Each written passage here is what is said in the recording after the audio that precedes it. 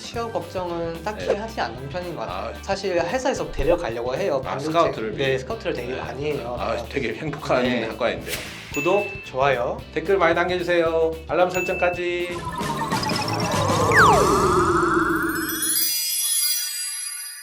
안녕하세요. 교육 전문 채널 100%다입니다. 오늘은 디지털 세상에서 가장 유망한 학과인 고려대학교 전기전자 학부 전공하신 분을 모시고 얘기를 나눠보겠습니다. 안녕하세요. 안녕하세요. 예, 소개 좀 부탁드리겠습니다. 네, 저는 지금 현재 고려대학교 전기전자공학부의 이제 졸업반인 김민규입니다. 예, 반갑습니다. 고려대학교 전기전자 하면은 뭐 우리나라에서 굉장히 공부 잘하는 학생들만 갈 수 있는 학과 아닌가 뭐 저는 이렇게 생각하고 있는데 네. 공부 잘하셨죠? 뭐 그냥 남자만큼 열심히 남들만큼 했죠. 했습니까? 네. 되게 겸손하신 것 같습니다. 그러면 이제 전기전자학과 뭐 어떤 학과인지 모르는 학생들도 있기 때문에 네. 좀 소개 좀 부탁드리겠습니다. 네, 이제 저희 전기전자 학부는 네. 우리 실생활에 쓰는 전기나 이제 전력을 위주로 네. 좀 더 나아가서 이제 컴퓨터, 반도체, 네. 통신 이렇게까지 다 골고루 공부하는 학부예요. 네. 그래가지고 이제 실생활에 이제 되게 많이 보이는 휴대폰 통신이 어떻게 되는지, 전기는 어떻게 우리 집으로 들어오는지 이런 거에 네. 대해서 배우는 그런 학부입니다. 되게 그 학구적으로 이렇게 설명도 되게 잘 네. 해주시는 것 같은 느낌인데 실생활하고 연관되어 있는 어떤 그런 것들도 같이 연구를 많이 네. 하고 있네요. 네, 맞아요. 그러면 이제 공대생을 지망하는 학생들이라면 다 가고 싶은 학과일 것 같은데 네. 이 학과에 들어가기 위해서는 어떤 입학 조건들이 좀 필요할까요? 여러 가지 전형이 있는데 정시도 있고 수시도 있고 예. 네, 그래도 모든 게 다 일단 내신을 기반으로 두고 있어요. 그렇죠. 수시도 이제 논술 전형, 학생분 전형 이렇게 많지만 네. 다 내신이 일정 중반 때까지는 이제 나오셔야 같은 경쟁자들이랑 이제 붙을만 하거든요. 그래서 이제 내신을 좀 많이 챙기고 학생도 되게 잘 챙기셔야 됩니다. 뭐 여기 이제 고려대학교 전기전자 학부 정도 가려면은 뭐 학교에서 그 탑 뭐 한 5 정도나 뭐 10 정도 이 정도 학교에서 좀 그 정도 해야지 갈 수 있는 거 아닌가요? 그래도 이제 전교 네. 10등 안에 드는 게 좀 안전하다고. 본인도 뭐 다 모든 등급들이 다 1등급이었을 거예요. 맞죠?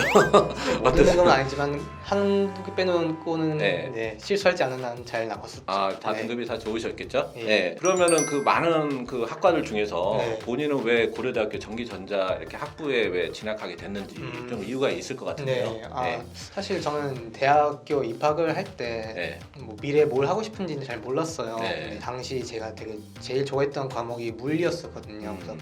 물리를 기반으로 된 학과를 찾았었는데 음. 취업도 잘 되는 전기전자를 선택하게 되었죠. 네, 뭐 공부도 이제 물리가 적성이 맞고 네. 또 이렇게 취업도 생각한 뭐 일석이조의 이제 네. 그런 생각들을 가지고 이렇게 그렇죠. 지원하게 되셨네요. 고려대 전기전자 학부에 진학하려면 고등학교 때 또 쌓아야 될 분명히 또 스펙이 있을 텐데 네. 요즘 엄마들은 굉장히 스펙에 대해서 관심이 많거든요. 그 네. 스펙에 대해서 어떤 준비를 하셨는지 좀 음. 말씀해 주시죠. 그러니까 앞서 말했듯이 네. 이제 내신이 가장 중요해요. 네. 내신을 일단 기본적으로 챙겨야 되고 학생부도 중요하니까 큰 사건 사고 없이는 학교를 잘 다니셔야 돼요.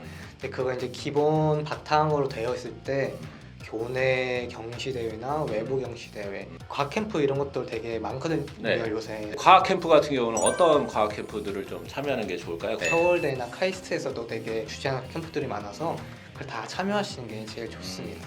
카이스트 캠프라든가 뭐 서울대, 뭐 연세대 이런 캠프들 유명 대학의 캠프들을 가는 게 가장 좋겠죠? 네, 그게 가장 좋습니다. 네. 본인 어떤 캠프에 좀 예, 저는 이제 서울대에서도 네. 1년에 한 번씩 주최하는 과학 탐방 같은 것들이 있는데 네. 고등학교 1학년이랑 3학년 때 이렇게 2번 참여를 했었어요. 그래가지고 그러시구나. 그때 되게 좋은 경험이었던 것 같아요. 많이 네. 배웠고. 그런 과학 캠프도 이렇게 어떤 대학 진학할 때 어떤 네. 가산점이나 좀 고려할 수 있는 부분들이 되겠죠? 사실 학생부에 쓰려고 사실 다니는 거여서 네.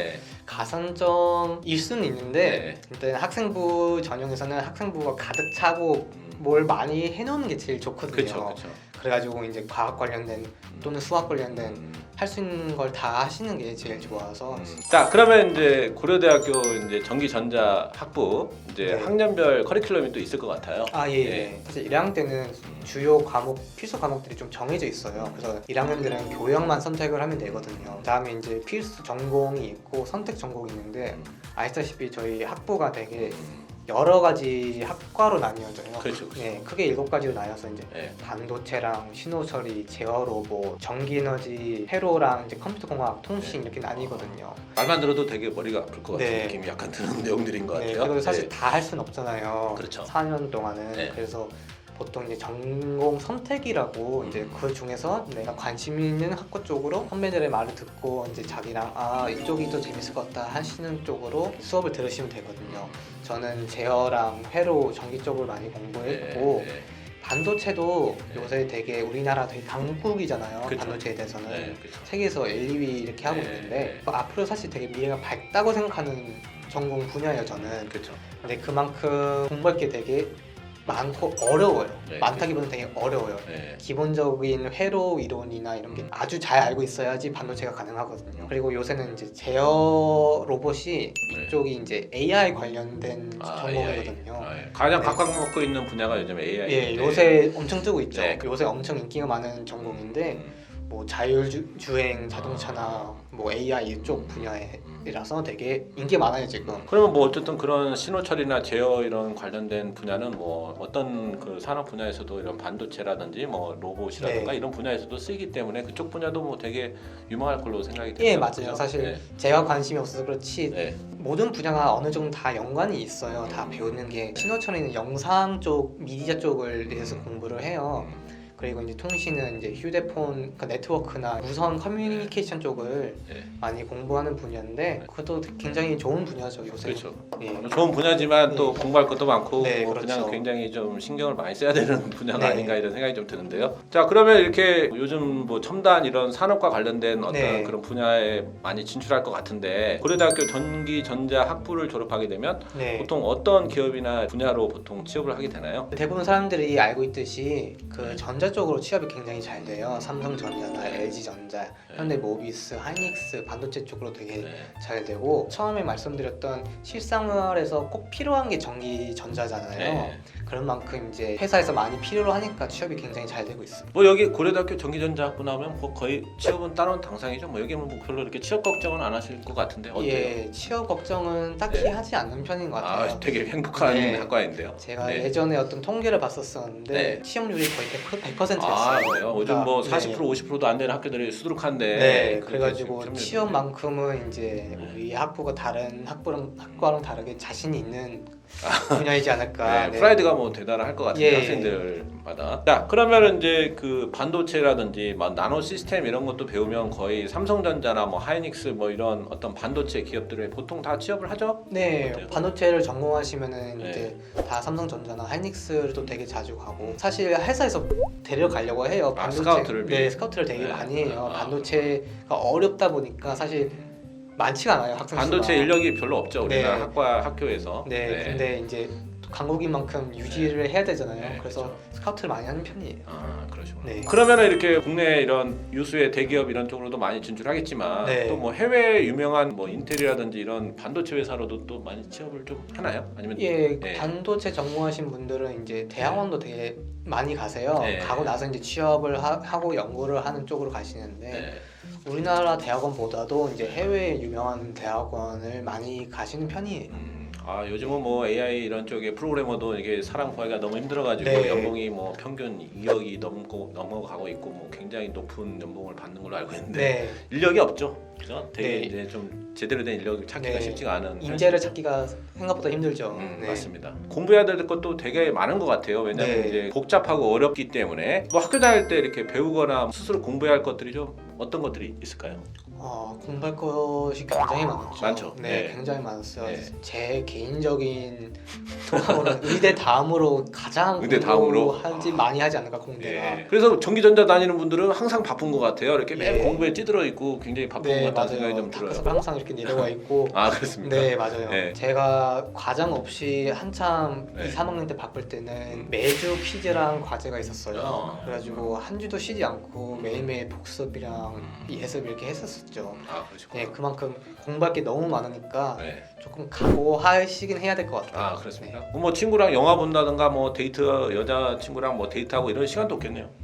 근데 공부할 게 많기는 한데 그래도 쪽에 삽니까? 네, 대학생이니까 네. 어떻게 또 공부하겠어요. 그러니까요. 다 이제 틈 내서 시간 쪼개가지고 어떻게든 좀 놀기는 하죠. 공부하고 밤에 술 마시러 가거나. 그런 것들 시간 네. 쪼개가지고 네. 진짜 뭐 일단 제대로 해놓고 예. 시간 나면 조금씩 이렇게 쪼개서 갔다 근데 또 오시고. 시험 예. 한참 바쁠 때는 솔직히 잘 못 만나거나 만나도 되게 불안해요 사실. 그렇죠. 네, 예. 영어를 보고 있는데도 영어 보다가 근데 과제가 있는데 이걸 해야 되는데 라는 생각이 시험이 많이 지금 했어요. 다가오고 있는데 이래도 되나? 예, 약간 예. 이런 생각이 드신다는 예, 거죠. 그래가지고 좀 그냥 짧게 놀고 아. 밥만 먹고 헤어진다거나 그런 진짜 뭐 경우도 되게 많았어요. 여유 있게 뭐 놀 수가 없네요. 네. 그냥 놀아도 조금씩 쫓겨가면서 노네요. 네, 맞아요. 그러면 이제 뭐 학교 생활이나 그래도 동아리 활동 같은 거는 조금 그래도 했을 것 같은데 뭐 네, 어떤 맞아요. 것들이 있을까요? 개인적으로 농구를 좋아해서 네. 대학교에 입학하자마자 사실 농구 동아리에 아, 들어갔었거든요. 그렇구나. 되게 좋았는데 주말마다 훈련이 있어가지고 농구 아니면은 그 친구랑 노는 거 둘 중에 하나를 선택해야 되니까 네. 사실 농구를 포기했어요. 아, 그러시구나.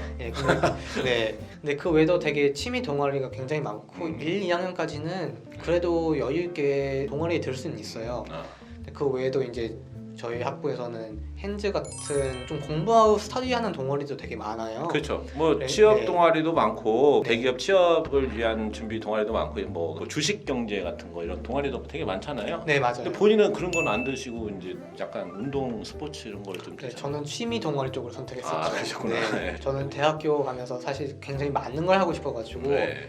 우리 학교 공부는 그냥 수업만 듣는 걸로 하고 다른 걸 좀 많이 체험하려고 했었던 편이었던 것 같아요. 아, 그러시구나. 네. 그러면 이제 다음 질문입니다. 이제 네. 고려대학교 전기전자 학부 다니면서 뭐 이렇게 기억나는 그래도 추억이나 뭐 경험들이 또 있을 것 같아요. 네. 사실 거의 모든 고대생들이 아마 공감을 하실 텐데 가장 추억에 남는 건 아마 고연전이지 않을까 싶어요. 예. 고대 다니까 고연전, 아, 예, 또 뭐 맞죠. 연대 다니는 분들은 연고전, 네, 뭐 맞죠. 서로 둘이 이제 그런 식인 것 같은데 연대 말씀해 주시죠. 연고전 잘 모르겠고 네. 고연전은 재밌거든요. 아, 예, 그러시구나. 네. 그래가지고 응원을 많이 해요.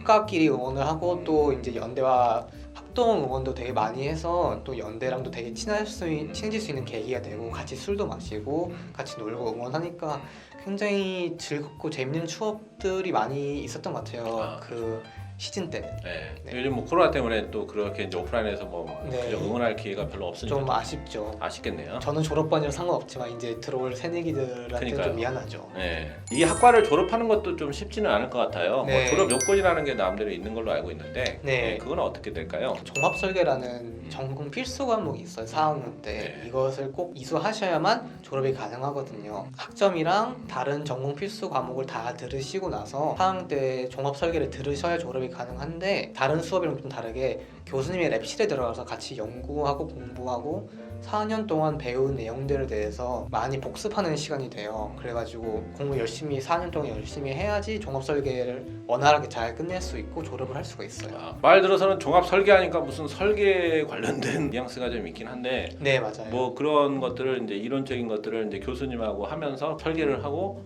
네. 뭐 그런 부분에 대해서 평가를 하겠다 뭐 이런 걸로 이해하면 될까요? 대학원을 살짝 맛보기식으로라고 생각하시면 되기는 하는데 대학원도 그렇지만 교수님이 어떤 분이시냐에 따라 이게 되게 중요해요. 그렇죠. 그래가지고 수강 신청 때 인기 있는 교수님을 차지하기 위해서 되게 다들 열심히 하거든요. 그래서 그 부분 되게 중요한 것 같아요. 종합 설계라는 어떤 과목에 대해서 이제 그 하는 부분이 있다고 그러네요. 네. 자, 그러면 이제 마지막으로 고려대학교 전기전자 학부를 좀 지망하려는 학생들을 위해서 학교 생활에 대한 어떤 팁, 좀 올바른 팁 같은 거 있으시면 하나 소개해 주시죠. 네. 학부에 사람이 많은 만큼 굉장히 공부량이 많지만 같이 친구들이랑 공부하고 선후배와의 관계도 되게 좋아가지고 네. 선배한테 조언도 듣고 공부 같이 하면서 되게 즐겁게 공부할 수가 있거든요.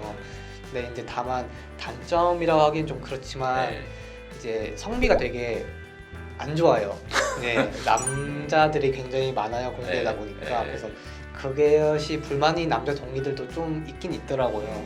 또 그것을 좀 제외하면은 굉장히 좋은 과이지 않을까.